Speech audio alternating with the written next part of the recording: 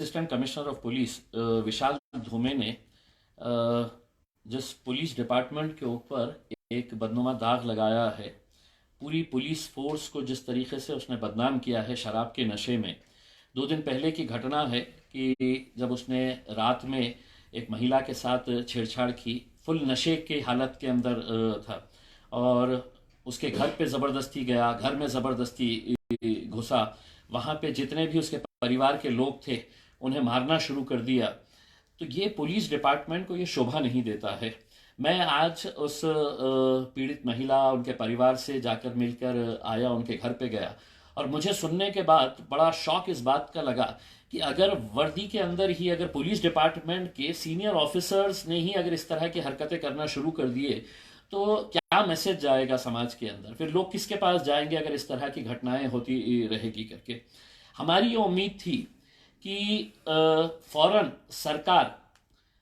इस ऑफिसर को निलंबित करेगी, सस्पेंड करेगी, लेकिन कहीं ना कहीं हमें यह लगा कि आज जब उनके परिवार वालों से बात किया तो उनके परिवार वालों ने यह बताया कि हमने जब 112 नंबर के ऊपर फोन किया, पुलिस की गाड़ी आई, पुलिस की गाड़ी ने है तो उनको लेकर गई। तो लेकर जाकर जिस पुलिस ऑफिसर जो शराब के नशे के अंदर धुत महिलाओं के साथ छेड़छाड़ कर रहा है, वहां के परिवार वालों को बुरी तरीके से मार रहा है, अपने पास बंदूक रखा हुआ है, तो ये हालात के अंदर पुलिस वालों ने उसे अपनी गाड़ी के अंदर बिठाए और बिठाकर ले जाकर रात में उसे अपने घर के ऊपर छोड़कर आ गए। जबकि कानून ये कहता है कि उसे फौरन पुलिस स्टेशन में ले जाना चाहिए था, उसके ऊपर केस रजिस्टर होना चाहिए था, केस इमीडिएट रजिस्टर होकर उसको हॉस्पिटल ले जाकर वो शराब के नशे के अंदर धुत है उसकी रिपोर्ट लेना। लेकिन पुलिस ने ऐसा ना करते हुए क्या किया, तो उसको घर पर छोड़ दिया। घर पर छोड़ने के बाद में जब ये हंगामा बहुत ज्यादा बढ़ा तो महाशय वापस आए और महाशय वापस आने के बाद फिर उनके शराब का तो नशा खत्म हो चुका था उस पर। जब अदालत के अंदर उसे पेश किया गया तो क्यों अदालत के अंदर पुलिस ने इस बात की मांग नहीं की कि हमको इसका कस्टडी चाहिए करके, कि ये इसने ये हरकत की है तो किस बुनियाद के ऊपर की है, उसके साथ कौन कौन लोग थे और क्या साजिश थी उसकी। अगर ऐसे घिनौने अपराध के लिए हम अदालत का सम्मान करते हैं, अदालतों के फैसले का सम्मान करते हैं, लेकिन अगर ये कोई सामान्य आदमी अगर करता तो शायद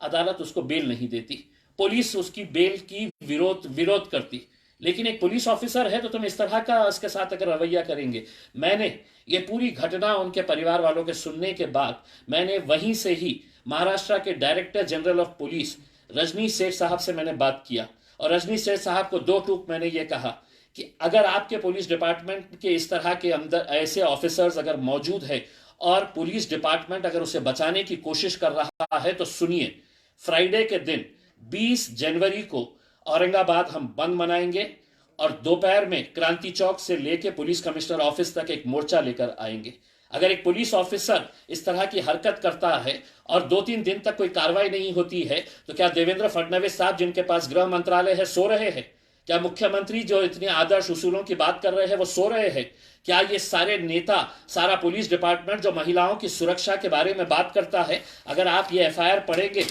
इस एफआईआर के अंदर उस महिला का अगर बयान पढ़ेंगे आपकी महिला के साथ उसने गाड़ी में बैठकर किस तरह की हरकत उसके शौहर के सामने की, तो किसी का भी खून खौलेगा।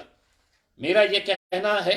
कि अगर इसको कल तक का हम पुलिस डिपार्टमेंट को समय दे रहे हैं, अगर कल तक ये ऑफिसर सस्पेंड नहीं हुआ तो औरंगाबाद सिटीजन्स, उसमें तमाम राजनीतिक पक्ष के लोग रहेंगे, तमाम सामाजिक संगठन के लोग रहेंगे, तमाम महिलाएं रहेगी, पुरुष रहेंगे और जो शहरवासी है वो सभी लोग सड़क के ऊपर आएंगे, क्रांति चौक से लेकर पुलिस कमिश्नर ऑफिस तक मोर्चा निकालेंगे और उस दिन औरंगाबाद बंद का भी हम ऐलान कर रहे हैं। तो इसीलिए महाराष्ट्र की पुलिस को हम कल तक का समय दे रहे हैं। अगर ऐसे ऑफिसर्स को अपने डिपार्टमेंट के अंदर रखना है तो आप अपनी छवि खराब कर रहे हैं, इनको निकालकर बाहर फेंकिएगा। शराब के नशे के अंदर 12 बजे 12:30 बजे कैसा शराब पीते बैठा था वो। एसीपी है तो मैं कुछ भी कर लूंगा, किसी के साथ भी कुछ कर लूंगा, और वीडियो एविडेंस है। हम ये नहीं कह रहे हैं कि उन्होंने हमको सुनाए है करके, पूरा वीडियो सीसीटीवी के अंदर मौजूद है, होटल का वीडियो मौजूद है, उनके घर के ऊपर पूरे हर फ्लोर के ऊपर सीसीटीवी मौजूद है कि कैसा रात में 2-2:30 बजे वो परिवार वाले उठ के आ रहे हैं, उसके सामने हाथ पैर जोड़ रहे हैं और वो बुरी तरह से उन्हें मार रहा है। ये अगर ये नहीं अगर होता होता है तो आप फ्राइडे तक लेके आएंगे, महिला संगठनों को साथ में लेकर आएंगे, और जो हर रोज टीवी के ऊपर बैठ के महिलाओं के बारे में, महिलाओं की सुरक्षा के बारे में बड़ा ज्ञान देते रहते हैं, उन कहेंगे कि आइए, हमारी एक बहन के साथ इस तरह की हरकत हुई है, आप भी हमारे साथ। शुरू किया घर में घुस के, और ये जिद करने लगा कि मुझे बेडरूम में जाना है। ना उसका कोई जान पहचान, ना उसका कोई दोस्त वहां पे रहता है, ना वो परिवार से उसका कोई संबंध, सिर्फ उस घर की एक महिला को देखकर उसने इस तरह की हरकत नहीं लेके गई है, साहब को उसके घर पे